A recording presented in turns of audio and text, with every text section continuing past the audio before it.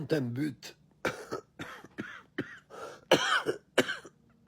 désolé, quand un but nous fait oublier Gaza, mes frères et mes sœurs, et surtout toi, fiston, permettez-moi de vous poser une question simple. Pourquoi sommes-nous capables de passer 90 minutes, le cœur suspendu, au moindre ballon qui frôle un poteau, mais incapables de consacrer ne serait-ce que quelques minutes d'émotion sincère au drame qui déchire notre monde? Pourquoi un but marqué à des milliers de kilomètres nous arrache des cris, des larmes de joie, des embrassades et des nuits blanches, alors que les images de Gaza, où des familles entières vivent sous les bombardements, la faim, la peur et le deuil, finissent par défiler devant nos yeux comme un simple décor, devenu presque ordinaire. Ce n'est pas le football qui est le problème.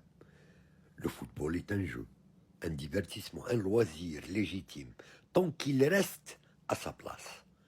Le véritable problème naît lorsque le divertissement cesse d'être un simple moment de détente pour devenir une identité, une religion parallèle, une émotion qui monopolise le cœur au point d'étouffer tout le reste. Nous vivons dans une époque où l'on a réussi un exploit extraordinaire. Faire croire à des milliers de personnes que la victoire de quelques sportifs constitue leur propre victoire. Voilà pourquoi certains écrivent spontanément, comme le fiston, on a gagné. Mais qui est ce nous? Qui est ce on? As-tu marqué un but?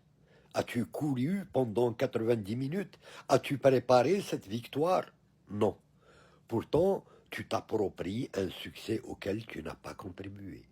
Pendant ce temps, lorsque ton voisin trouve enfin un emploi, lorsque ton frère obtient son diplôme, lorsque ta sœur mémorise le Coran, lorsque quelqu'un crée une entreprise qui emploie des dizaines de familles ou lorsque un chercheur musulman réalise une découverte utile à l'humanité, combien d'entre nous ressentent la même euphorie? Très peu. Voilà le véritable paradoxe de notre époque. Nous avons appris à vivre par procuration. Nous ressentons les émotions produites par les exploits des autres parce qu'il est plus facile de s'identifier à une victoire que de construire la sienne. Les anciens Romains avaient parfaitement compris cette faiblesse humaine lorsqu'ils parlaient du pain et des jeux. Tant que le peuple est occupé à applaudir les spectacles, il oublie de réfléchir aux véritables enjeux de son existence.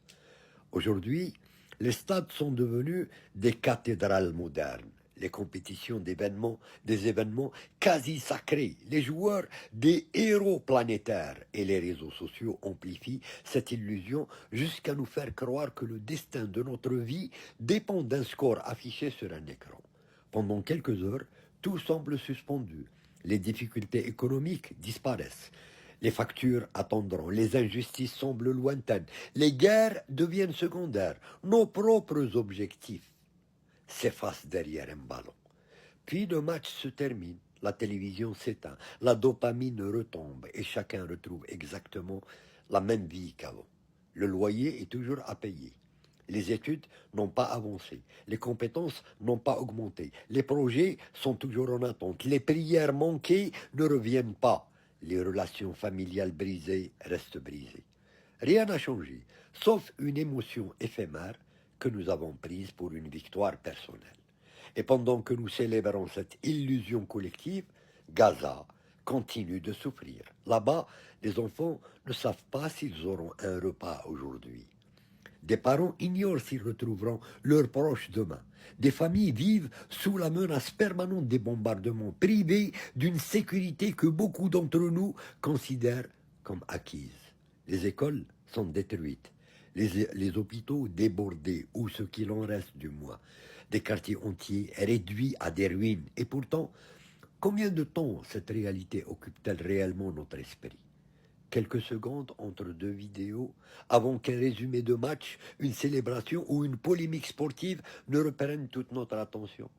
Ce contraste devrait profondément nous interroger, non pas parce qu'il faudrait vivre dans une tristesse permanente, mais parce qu'il révèle parfois un déséquilibre de nos priorités, Une communauté ne grandit pas uniquement grâce à ses émotions. Elle grandit grâce à ce qu'elle construit.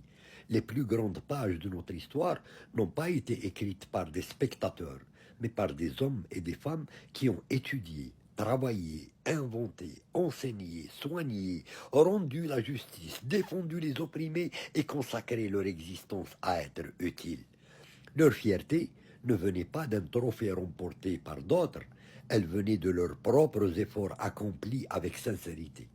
Voilà pourquoi il est essentiel de remettre chaque chose à sa juste place. Aimer le football n'est pas un problème. Soutenir une équipe n'est pas un problème. Se réjouir d'une belle action n'est pas un problème.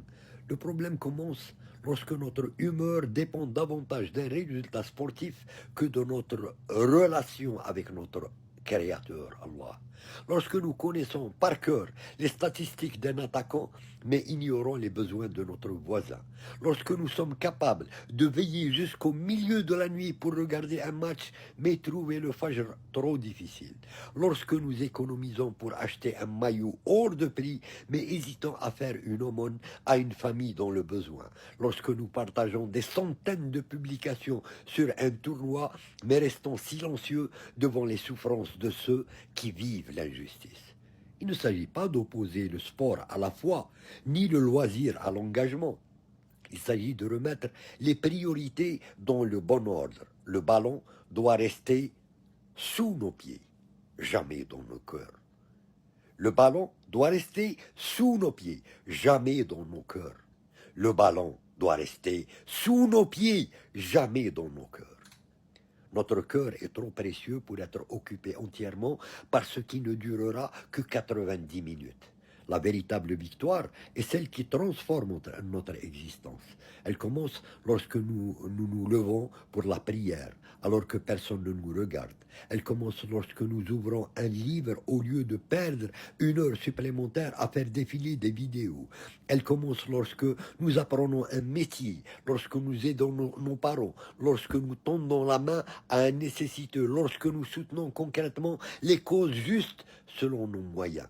Lorsque nous faisons une invocation sincère pour nos frères et sœurs éprouvés notamment à Gaza, lorsque nous refusons que leurs souffrances disparaissent de notre conscience simplement parce qu'un tournoi occupe les écrans. Voilà les victoires qui méritent réellement que l'on dise « nous avons gagné », car ce « nous » devient alors authentique. Nous avons gagné une meilleure version de nous-mêmes. Nous avons gagné en savoir, en patience, en générosité, en droiture. Nous avons gagné le respect de notre conscience et nous l'espérons, nous l'espérons l'agrément de notre Seigneur Allah. Alors, mon cher petit, je ne t'en veux pas lorsque tu écris avec enthousiasme « on a gagné ». Je comprends cette joie. Mais je t'invite simplement à te poser une question avant de célébrer la prochaine victoire sportive. Si demain, tout le football disparaît, qu'est-ce qu'il resterait de ma vie? Quelles seraient mes véritables réussites? Qu'aurais-je construit pour ma famille, pour ma communauté, pour l'humanité et pour Allah? Car le jour où nous quitterons ce monde, aucun ange ne nous demandera combien de coupes notre équipe a remporté, combien de buts notre attaquant préféré a inscrit ou combien de matchs nous avons regardés. En revanche, nous serons interrogés sur notre temps, notre savoir, nos biens, notre cœur, nos actes, notre justice, notre compassion. Est-ce que nous avons fait lorsque d'autres souffraient pendant que nous avions encore la possibilité d'agir? C'est cela le véritable match. Et celui-là se joue chaque matin, chaque soir, dans chacun de nos choix.